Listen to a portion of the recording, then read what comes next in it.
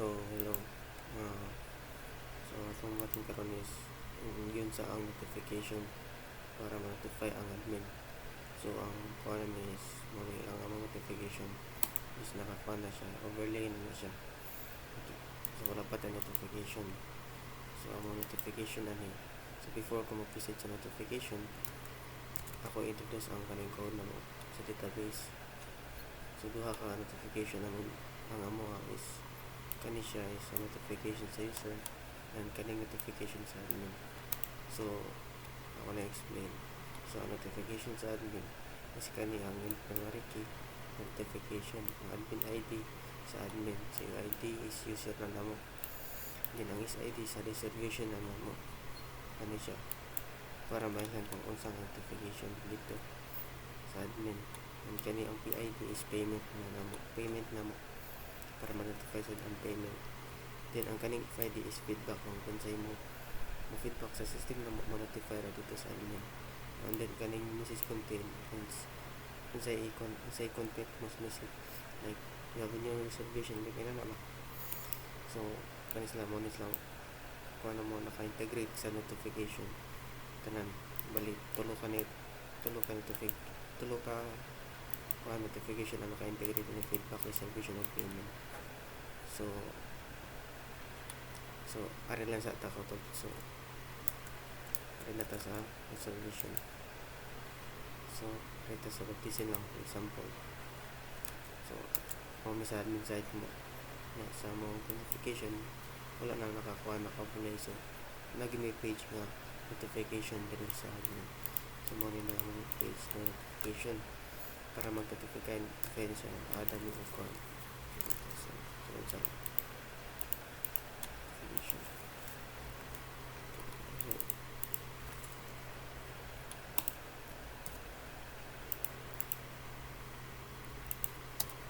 So mawala na siya.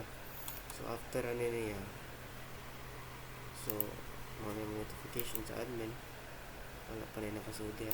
So after submit ano niya, sunod na dito sa notification kani. So masunod na siya sa notification sa admin. Dara tanan admin na ni ma-notify tanan admin na ni maka-notify kung sa'yo naka-register ng admin notify sila dito at kinsay na parison na yung reservation from partition from June kani si June. And then after ari nakapadong sa payment notification sa katong notification. So ada tara. So after na masunod sa ang notification sa payment.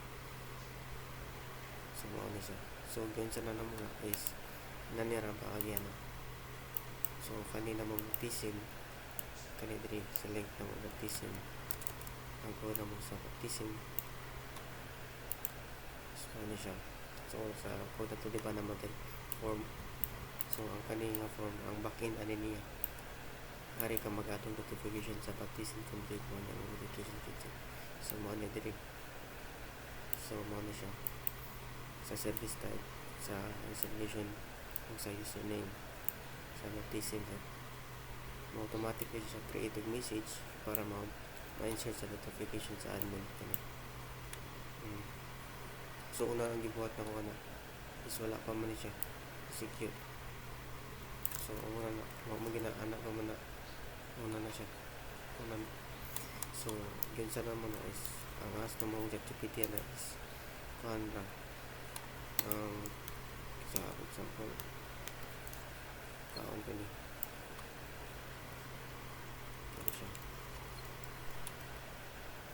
So kani siya imo siyang kapiyon tanang code niya i-paste nimo ang dito sa ChatGPT then i-ask din nimo sa ChatGPT nga create a code that automatically insert into notification message after submitting data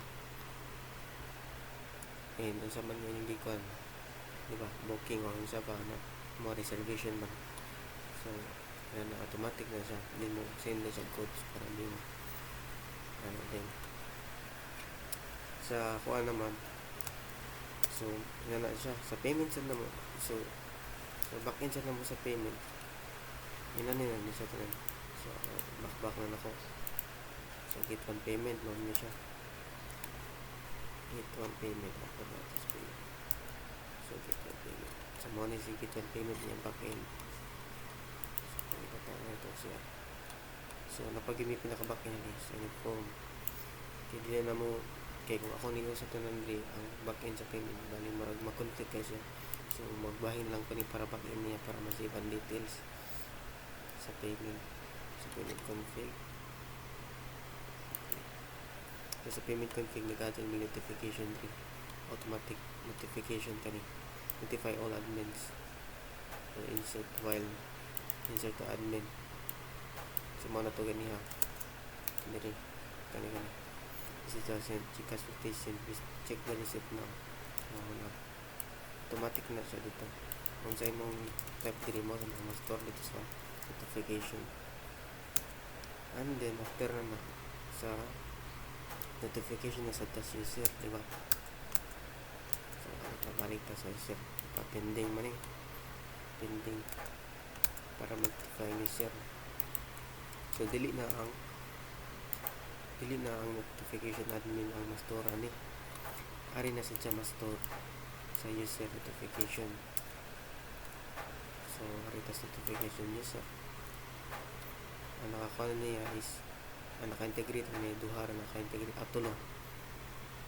tulog po na naka-integrate ang reservation kaning payment real time.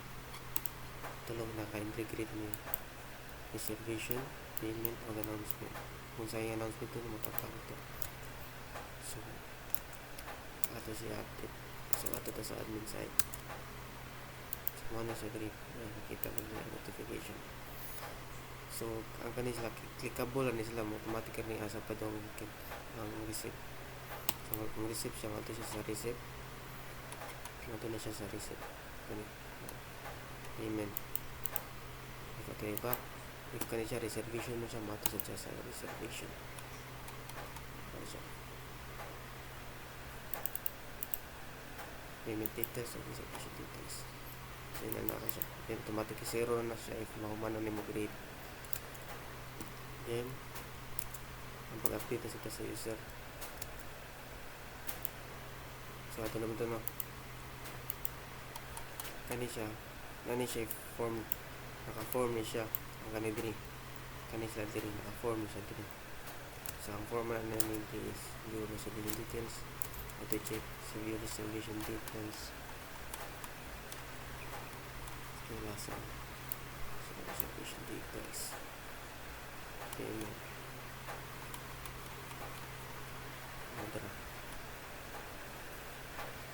Dra. Admin services update. So ito sa i-update. Approve na. Dito sa di-upload yung payment. Ito sa approve. So wala na ito nakasunod ang notification. Ito na nakasunod ang notification dito sa user. So arin niya. Ito na siya refresh. So natin approve na ito ganiha. And nanadiri nakatrata ko notification. So if ang kanang yellow kaning dot sign na siya nga unread ka na siya. So if ako na siya i-1 refresh mo na itong dot sign na read na siya. So ako siya i-click same na siya na shortcut na siya na ako siya i-click approximation request. So dira na ako nag-store sa pag-update kanidri sa services na po sa pag-update. So pangitan natin sa admin services. So, admin services. Okay. Services update. So diri sa services update. Nag-add siya ng notification pa na ito ganun. Approve sa reservation. If approve, if cancel, then your reservation has been cancel notification. So mo na siya diri dito ka type cancel if approve mo mag-cancel mo na sila diri approve cancel mo na ang mouse insert dito sa database.